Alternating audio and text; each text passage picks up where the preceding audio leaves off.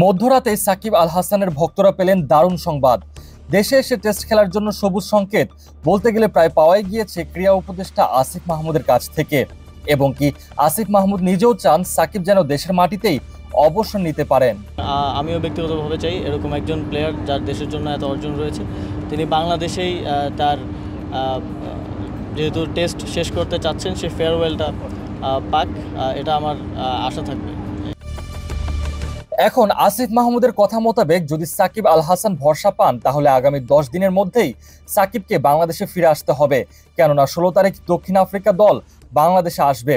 21 তারিখ থেকে অনুষ্ঠিত হতে যাচ্ছে বাংলাদেশ ও সাউথ আফ্রিকার মধ্যকার প্রথম টেস্ট ম্যাচ।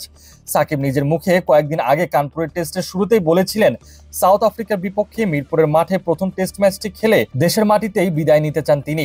সুযোগ থাকে আমি যদি দেশে যেয়ে খেলতে পারি, মিরপুর টেস্ট হবে আমার জন্য লাস্ট, স্পেশালি টেস্ট ক্রিকেটে, এবং সেই কথাটা বোর্ডের সবার সাথে বলা হয়েছে এবং তারা এই বিষয়টা জানে এবং তারা চেষ্টা করছে যে কিভাবে এটাকে সুন্দরভাবে অ্যারেঞ্জ করা যায় এবং যাতে করে আমি যে খেলতেও পারি এবং নিরাপদ ফিল করি। অ্যাট দি সেম টাইম যখন দেশের বাইরে আসার দরকার হবে এবং দেশের বাইরে বের হতেও যেন আমার কোনো সমস্যা না হয়। সাকিবের এমন ইচ্ছা পোষণের ঠিক কয়েক ঘন্টা পরেই বিসিবির তরফ থেকে বলে দেওয়া হয়েছিল যে সাকিবের ব্যাপারে তারা কিছুই করতে পারবে না। তার ঠিক পরেই আসিফ মাহমুদ নিজেই বলেছিলেন ক্রিকেটার সাকিবের নিরাপত্তার নিশ্চয়তা দিতে পারবেন, তবে ব্যক্তি সাকিবের নিরাপত্তার ব্যাপারে স্পষ্টভাবে কিছু বলেননি, যার ফলে সাকিবের দেশে আসার সম্ভাবনা মুহূর্তের মধ্যেই ক্ষীণ হয়ে যায়। আর সেই ক্ষীণ হয়ে যাবার সম্ভাবনাটুকু আরো নষ্ট করে দেয় বিসিসিআই এর সহসভাপতি রাজীব শুক্লা। তিনি সাকিবের কাছে শুনেছিলেন যে সাকিব নাকি তার মত পাল্টে ফেলেছেন, অর্থাৎ দেশে ফিরে যাবেন না তিনি।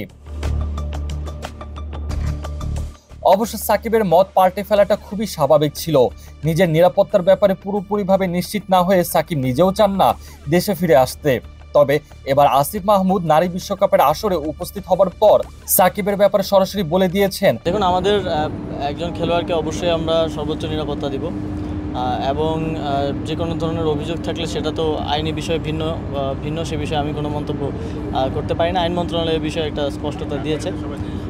আমরা সাকিব আল হাসানের নিরাপত্তার কথা ইতিমধ্যে বলেছি এবং সেটা আমরা নিশ্চিত করব। এবং আমিও ব্যক্তিগতভাবে চাই এরকম একজন প্লেয়ার যার দেশের জন্য এত অর্জন রয়েছে, তিনি বাংলাদেশেই তার যেহেতু টেস্ট শেষ করতে চাচ্ছেন, সে ফেয়ারওয়েলটা পাক, এটা আমার আশা থাকবে।